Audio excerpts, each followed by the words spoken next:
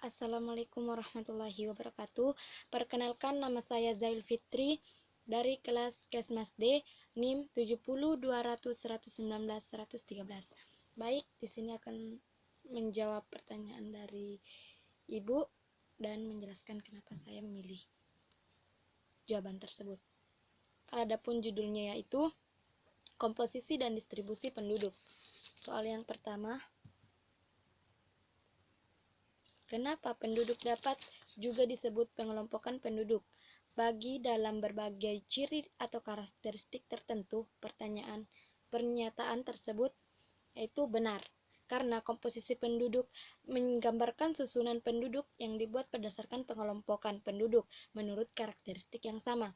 Adapun berbagai komposisi penduduk yang dibuat oleh peneliti yaitu seperti komposisi penduduk menurut umur, jenis kelamin, pendidikan, agama, daerah tempat tinggal, status perkawinan, status pekerjaan, lapangan pekerjaan, jenis pekerjaan, bahasa, dan sebagainya. Nah, soal kedua, di bawah ini merupakan salah satu contoh komposisi penduduk menurut umur dan jenis kelamin. Nah, kita lihat grafik dan piramida. Nah, grafik ini membahas tentang jenis kelamin dan umur. Nomor 3, di bawah ini merupakan salah satu contoh komposisi penduduk menurut pendidikan. Kenapa saya memilih pendidikan? Karena buta huruf ini sangat berpengaruh pada pendidikan seseorang. Karena apabila kita akan mendaftar apa-apa, atau contohnya itu akademi militer, pasti apabila kekurangan satu fisik itu contohnya buta warna, itu tidak bisa sebagai calon.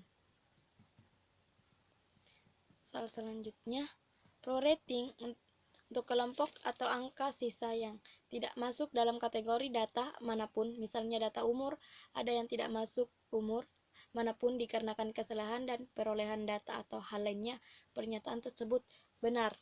Mengapa? Karena prorating itu adalah kelompok yang tidak terjawab tersebut dapat disebarkan ke kelompok-kelompok lain dengan menggunakan teknik prorating.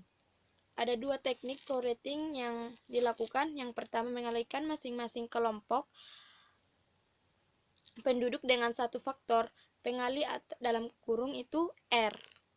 Nah, yang kedua, jumlah penduduk umur tertentu ditambahkan dengan hasil perkalian proporsi penduduk kelompok umur tersebut dengan jumlah penduduk yang tidak terjawab. Soal selanjutnya,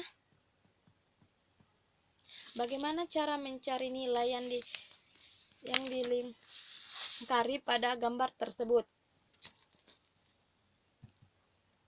Nah, jawabannya itu perkalian R dengan angka sebelum prorating.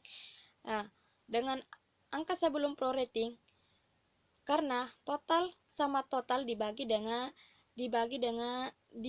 dan dikurang dengan TT atau nilai sisa. Nah, nilai sisa ini adalah sebelum prorating, dan hasil dari prorating hitungan di atas itu kemudian dikalikan dengan R dan dikalikan dengan R, dan kita lihat rumus yang ada di soal tersebut. Soal selanjutnya yaitu berikut ini adalah variabel demografi yang dapat mempengaruhi komposisi atau struktur penduduk di suatu daerah tertentu. Jawabannya itu ketiganya benar. Kenapa? Karena ketiga ini memberi dampak pada struktur penduduk. Yang selanjutnya, berikut ini piramida penduduk Kabupaten Goa tahun 2015 dan 2010. Dari piramida tersebut, apakah terjadi perubahan dari tahun 2015 ke tahun 2020? Nah, kita lihat tingkat kelahiran laki-laki. Tingkat kelahiran laki-laki kita lihat di tahun 2015 itu tahun 2015 itu meningkat, dan di tahun 2020 itu menurun. Jadi tingkat kelahiran laki-laki itu menurun dikarenakan mengapa di tahun 2015 itu menurun dan di meningkat, dan sedangkan di 2020 itu menurun. Jadi itulah dikatakan menurun. Nah, kita lihat tingkat kelahiran perempuan. Kita lihat di tahun 2015 itu meningkat, dan kita lihat di tahun 2020 itu menurun, dan ini dikatakan menurun. Jumlah usia tidak produktif laki-laki lansia. Nah, kita lihat di tahun 2015 usia tidak produktif laki-laki lansia itu di tahun 2015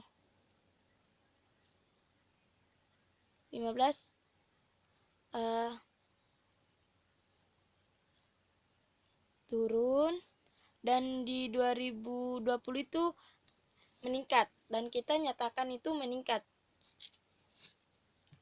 Di tahun jumlah usia tidak produktif perempuan lansia. Nah, usia tidak produktif perempuan lansia ini tetap karena pada tahun 2015 tetap, dan di 2020 itu juga tetap, tidak bertambah dan tidak berkurang. Jumlah usia produktif usia 15-19 tahun laki-laki itu tetap. Di tahun 2015 dan 2020 tidak ada yang berubah, tidak meningkat dan tidak turun, yaitu tetap. Piramida penduduk berikut menunjukkan jumlah penduduk usia terbanyak adalah salah satu range atau usia produktif, yaitu benar. Karena kita lihat struktur penduduk usia produktif laki-laki dan perempuan mencapai 9,2%, dan sedangkan penduduk perempuan itu 8,9%. Nah, soal selanjutnya, pada tabel di bawah ini mengapa kepadatan penduduk Kabupaten Goa lebih rendah daripada Kabupaten Takalar? Pada jumlah penduduk Kabupaten Goa jauh lebih banyak. Kenapa? Dikarenakan Kabupaten Goa memiliki luas area yaitu 1828 km pangkat 2, sedangkan Takalar itu 626 km pangkat 2. Nah, Kabupaten Goa ini jumlah total penduduk yaitu 696,96 dibagi dengan luas area. Nah, kepadatan penduduk orang atau kilometer pangkat 2 itu yaitu 386. Kenapa? Karena Kabupaten Goa ini memiliki luas wilayah. Nah, jawabannya itu melihat pada jumlah penduduk menurut luas wilayah. Bagaimana tren laju pertumbuhan penduduk di Provinsi Sulawesi Selatan dari tahun 1971 sampai 2016? Nah, kita lihat di Sulawesi Tenggara yaitu fluktuatif, karena kita lihat dari tahun 97 sampai 80 itu 3.806, sampai ke 2016 itu mengalami laju pertumbuhan naik turun. Sedangkan Sulawesi Utara menurun. Mengapa? Karena di setiap tahunnya mengalami penurunan sampai di tahun 2016 itu mencapai 1,13. Nah, yang selanjutnya Sulawesi Selatan. Sulawesi Selatan berada di laju pertumbuhan terendah. Mengapa terendah? Karena dia laju pertumbuhannya paling rendah di antara provinsi yang ada. Sedangkan Sulawesi Tenggara laju pertumbuhannya itu tertinggi. Kenapa? Dia di setiap tahunnya